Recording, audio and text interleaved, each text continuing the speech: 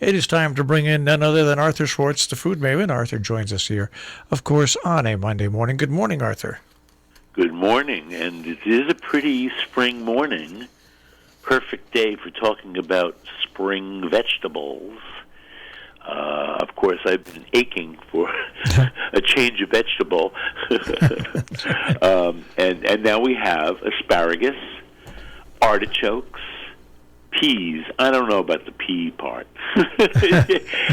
It's really hard to find good fresh peas, but frozen peas are always in season. And I don't know, in some parts of the country, like the South, there could be fava beans. It's a spring vegetable, but I never see fava beans where I live until later. If I went to a fancy grocer today, I'd probably find fava beans, but I'd pay so much for them that I'd probably choke on them. So I'll wait until they get closer to season. That's one of my rules, is that when you see the price goes down on a vegetable, it's coming to season. And fruit, the same way. I mean, there have been out of season, because I'm on this diet, and strawberries are among the best fruits to eat when you're on a close to nothing carbohydrate diet. I've been eating from here and there the strawberries, which are, of course, out of season, but will be in season very soon. I mean, in season in the sense that we'll have some northeast strawberries by early June. In any case, right now there are sensational asparagus in the market, and they're not local. The ones that I've been buying, and now buying a lot of because they're so good, I really want to eat a lot of them while they're here, they're from Mexico. Our local asparagus won't be ready until sometime in May. I always talk about the best asparagus I ever ate. Were grown by my neighbor in Cornwall, and we used to stand by his little plot of asparagus and cut off the shoots early in the morning that had come up overnight, and eat them right out of the ground. Great. They taste like nuts when they come right out of the ground. So I've been getting these nice, fat, really tasty asparagus from Mexico. $3.99 a pound at Whole Foods, which is not an inexpensive market, but I find it's not really any more expensive than most places are these days.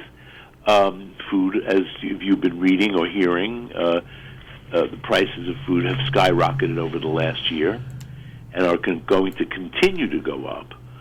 So you got to be a good shopper to get your money's worth out of this very expensive food. So the asparagus, speaking of money's worth, are the ones that I've been choosing. Now, there are some slimmer ones in the market, but I like the fat ones. And those fat ones, if you just cut off like an inch or so from the bottom and then peel them, you will get a lot for your money, because the peeled bottom part of the asparagus is very tasty and not nearly as fibrous as you think once you have peeled them. You don't have to go all the way up the spear. I don't usually use one of those. I think they say it's a T-shaped vegetable peeler. Yeah. Yeah, is that what they call it? So I don't, in general, use that kind of vegetable peeler, but for asparagus it works great. You put the asparagus down on your cutting surface and just shave off the outside part. So anyway, asparagus, and there's so many ways to cook asparagus. I'm going to get to a dish that I'm going to make today, actually, because I bought all the ingredients yesterday. And it's a combination. It's a medley, as we used to say, of vegetables. But the asparagus themselves are worth multiple visits at this time of the year. So I roast them, I boil them, I steam them, and I sometimes saute them. So let's start with the roasting, which has become like the trendy way. I guess there's grilling, too. I don't ever do that, though. I don't have a grill outside. If I did, maybe I'd try it. I do have a ridged grill that I do cook vegetables on the stove, but I haven't done that yet. Anyway, I put them on a baking sheet. And by the way, if you don't want to peel asparagus, just lop off the bottom where it breaks easily, and that'll be the starting the tender part. And wash them well, of course. And by the way, when we get our own local asparagus, wash them very well because they tend to be sandy. I have not found a speck of sand in these Mexican asparagus. I don't know what they're growing in. So I'm not worried, though. That was not a worried. I don't know what they're growing in. So you put them on a baking sheet, either covered with foil or not, depending on your cleanup desires, and drizzle them with olive oil. You don't need to put a lot of olive oil on. I read a bunch of recipes this morning for roasted asparagus, and I don't agree with almost any of them because they have you putting way too much oil on. And they also have you tossing them in a bowl with oil. I mean, why waste a bowl? So put them on the baking sheet, drizzle them with oil. What I do is to get them coated with oil is to roll them around on the baking sheet after I've oiled them, and they will get nicely coated. Then sprinkle them with salt. They should be in one layer, preferably a little bit separate, not all cramped up together. And I put them in the highest rack of my oven, set to 425, and 450 even, and I roast for 10 to 12 minutes. Usually they brown a little bit, and that's good. If you want them brown, leave them in a little longer. Depends on how fat they are, how long they really take. If you're using slimmer asparagus than I do, 8 to 10 minutes might be more your timing instead of 10 to 12, or even I've done the other day 12 to 14 because they were really fat. And they did not get overcooked.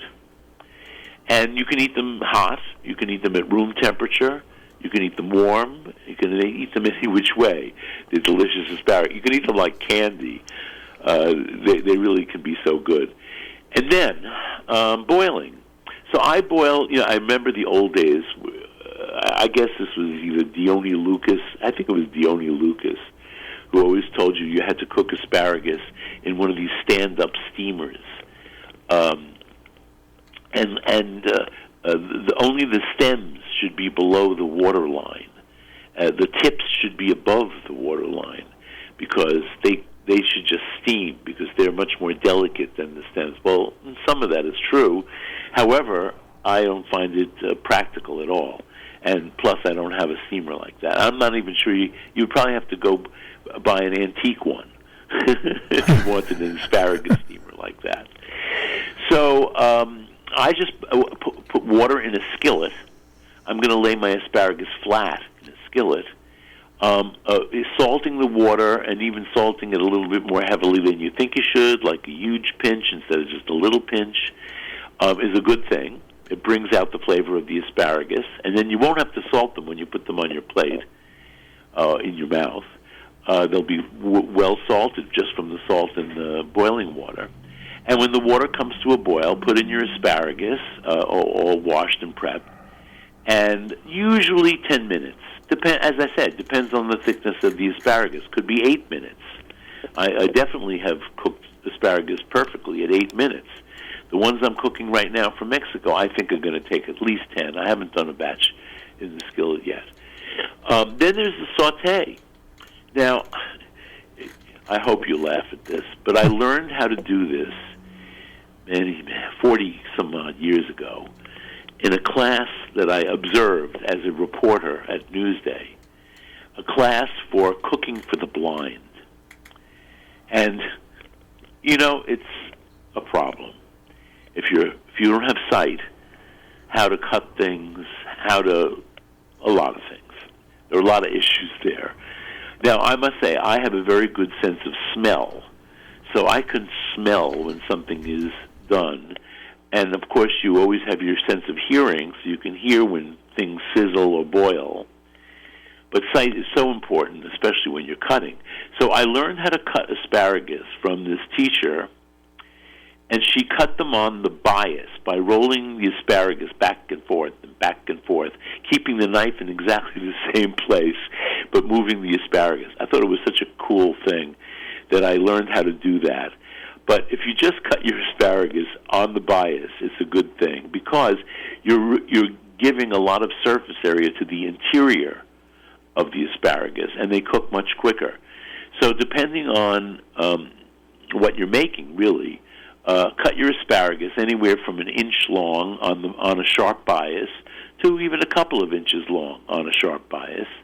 Now, I used to make, I'm not eating pasta right now, but one of my favorite things at this time of the year was always a sauteed asparagus cut like that, basically cut the same shape and size as penne pasta.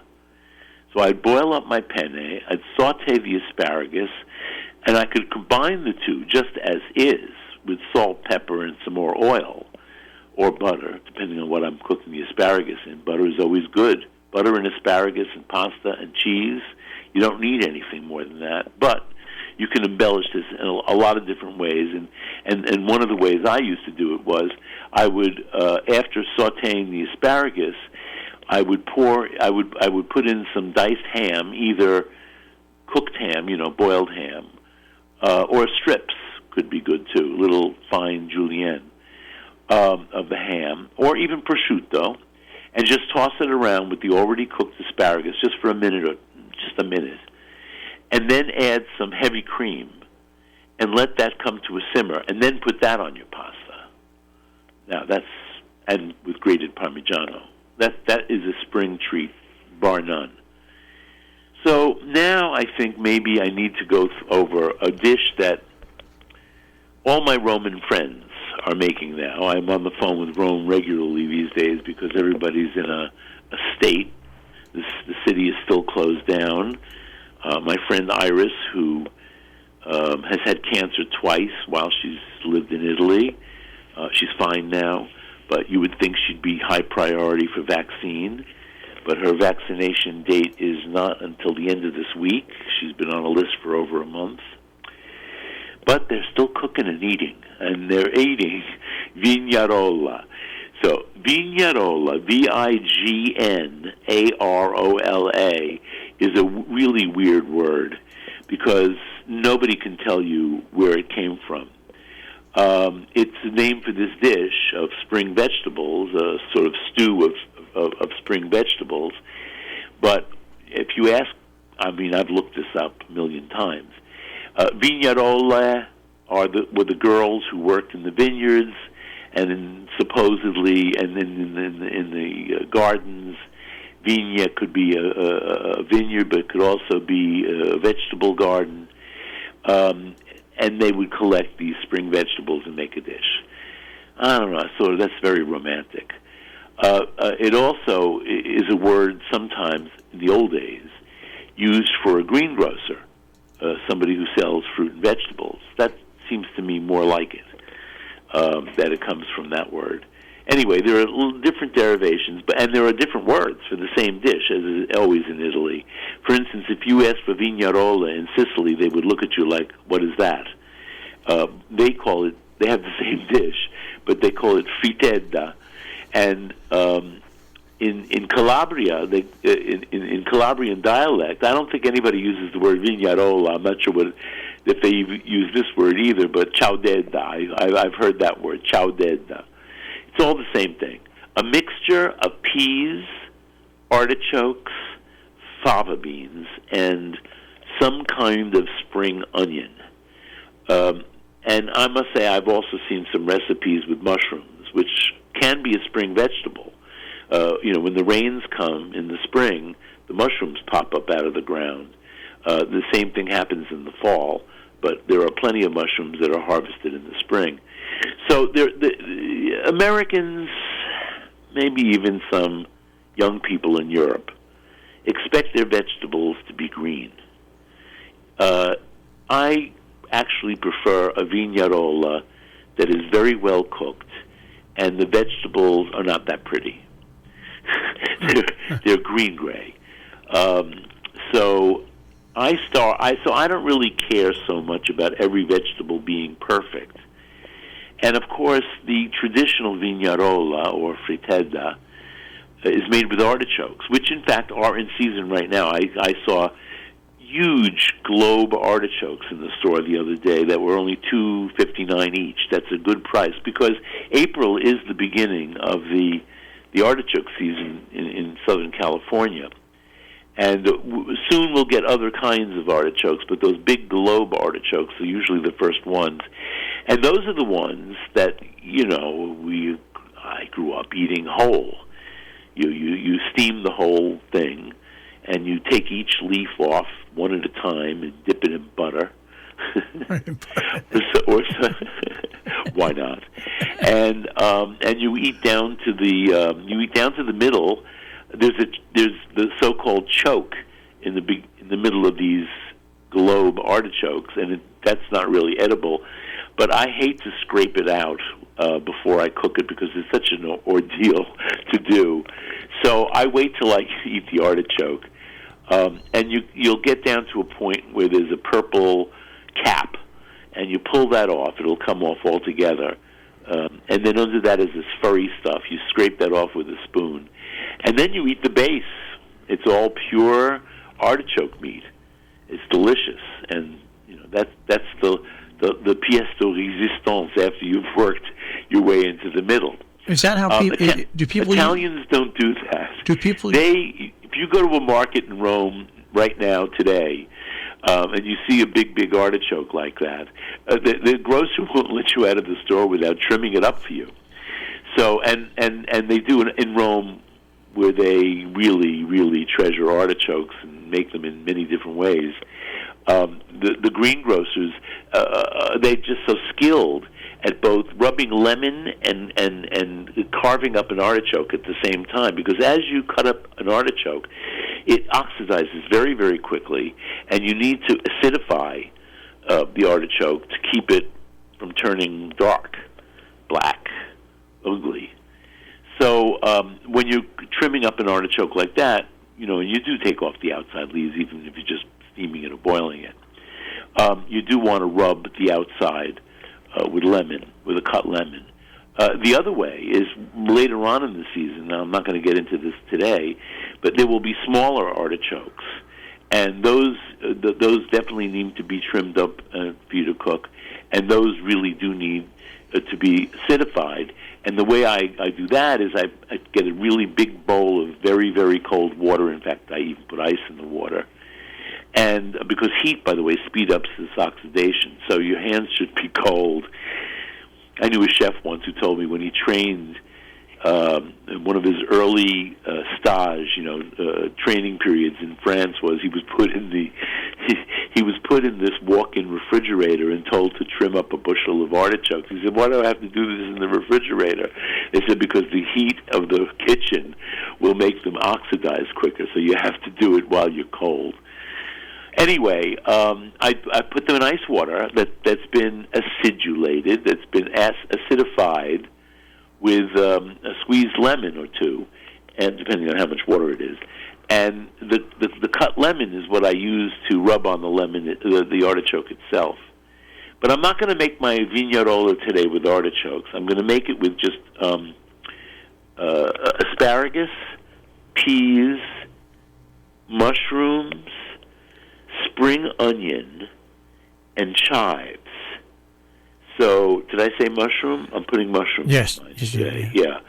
So, I'm not going to put pancetta. You will see many recipes of vignerola and frittata that have guanciale or pancetta. But I'm going to make a vegetarian one today because I like the taste of the oil. I like the taste of vegetables cooked in oil, and that's what these really are. So I will start out with my asparagus, doing the asparagus saute. I'm going to cut them on the bias and put them in a pan with, I'm going to start with the onion. And I bought these baby vidalias, so I'm going to slice up a couple of these little vidalia onions with some of the greens from the vidalia. I'm going to saute that until it gets limp. Then I'm going to put in the asparagus, and I'm going to saute them until they get pretty much tender. And then I'm going to add the mushrooms and saute them they cook very quickly. And as soon as they give off their liquid, I'm going to add a little bit of liquid to the pan. And some recipes will tell you to use white wine. I'm not. I like water. I don't want anything to interfere with the taste of the vegetables, and they don't need enhancement. If I wanted enhancement, I would probably add the pancetta. I have both guanciale and pancetta in the house. But anyway, I'll put in the mushrooms, cook them a few minutes, and then finally, the final vegetable will be the peas, because they cook almost instantly. I have a bag of frozen petit pois, the little peas, and I don't expect them to take more than 3, 4, 5. I'll defrost them first, by the way. And for this big this is going to be a main dish for us, really. We can't have it with bread, which is what I really want. We can't put it on pasta, which is a secondary thing. I haven't figured out what we're going to eat this with, but this to me is the main event. And I must say, I'm enjoying my above-ground vegetables very, very much. I haven't eaten a root vegetable since September. Now, let me ask you a question about could put carrots in here. You could put a root vegetable or two in here. Turnip. Pardon me? I want to ask you a question about the meat, that section part of the artichoke that you say. Yes. Can that be chopped up and can you make an artichoke soup? Or no? You could. I'm not sure why you would, but you could. But, do you want to make everything into soup? No, but I have a problem with this because everybody makes asparagus into soup. And asparagus soup. No, asparagus. Artichoke soup. There's no reason not. It's, you could put a little hot sauce in it, maybe some All potato. Right, if it shakes where you need to be shook. That's right. If it scratches where you need an itch, where you have an itch. It's not something I would think of. Okay. Because artichoke soup, I don't know. If I saw it on the menu, I would skip over it. All right. It's not something. Speaking of artichokes, so I've been talking about this for a couple months now, but I'm cooking endive a lot, not just using it as a salad ingredient or as a dip scooper, but it's really, really good cooked. And I made this when I went to my nephew and niece recently, and my niece said, this cooked endive, I never would expect it to taste like this, but it sort of tastes like artichokes. And so I made some the other day, and sure enough, now that in my mouth and I think about it, I can get that. So I didn't know what I had made a lot, and I didn't know what all to do with all of it. We ate some of it just as it was. This is, by the way, just roasted in the oven with oil, salt, and pepper. Cut each endive cut in half the long way, and cut side up so that it could hold the oil as it cooked. And some of it drizzles into the bottom of the pan. Anyway, I put the whole pan, this whole little gratin pan, of endive that I have in the fridge. And then what am I going to do with it? So you know what I made is like a quiche with it, except no crust. So here's my basic quiche filling formula. It's 4 eggs and 1 cup of dairy, which is for me is a half a cup of cream and a half a cup of milk mixed together, beaten up with the eggs, a big pinch of salt, a good amount of pepper, and I grated up. I had a little piece of Emmentaler in the fridge and a little piece of Parmigiano that I wanted to use up. So I coarsely grated on the box grater the Emmentaler, that's Swiss cheese, by the way, or Gruyere would be great too. And I grated up what was left of this piece of Parmigiano, and I had about almost a cup of cheese. So I had this cup of grated cheese. So I poured my milk mixture with the egg and dairy mixture over the endive. Didn't even have to grease the pan. Enough oil had gone to the bottom of the pan. It was well greased. And then I sprinkled over all this cheese, and I put it in a 350-degree oven. Now, my old oven would have taken probably 50 minutes to cook this perfectly at 350 with a nice brown top, with a lightly brown top. But since my brand new and incredibly expensive stove doesn't work well, mine got done in a half an hour. Okay. So it's one of the aggravations of the week. I finally, I have to say this, only through my own persistence did I finally get a serviceman here for the stove on Friday afternoon late. He was supposed to come in the morning. But he did come. And he was a nice young man, and he just did a diagnosis on the stove, and it was exactly as I thought. So, I mean, I guess I'm good at this, even without measuring instruments. I knew what was wrong, which is that the bake cycle doesn't work. It never gets up to heat, and only the roast cycle works because that has heat that's coming from the top and not the bottom. But I feel that this top heat is to get the oven up to a general temperature. The top heat has to overwork itself. As a result, everything I put in at my normal height in the oven and at my normal temperature is getting browner. Not necessarily overcooked, but definitely browner than it should. So are you going to get a new oven, or are they going to fix it? I hope not. Listen, it's under warranty. I did get somebody. I mean, don't ask. I don't want to go through the whole thing, but they've ordered 3 parts for the oven. The young man who came to diagnose ordered 3 different new parts because he's not sure which one of these is not operating, and perhaps 2 of the 3 are not operating. So he says we should have the parts by Friday. Okay. So by next Monday, it's possible. Listen, by next Monday is going to be the same situation. So I'm gathering a lot of recipes that I can cook on top of the stove, which works perfectly fine. And hence vignarola today. And I want to point out to people that are listening, if you get something like a new stove and you don't think it's working properly, do what Arthur did. It's not you. Don't accept it. Get somebody in there and find out what's wrong with it. Don't accept Well, listen, it. Exactly. I mean, the thing is you have to. Yeah. I mean, first of all, a new stove is still under warranty any way you look at it.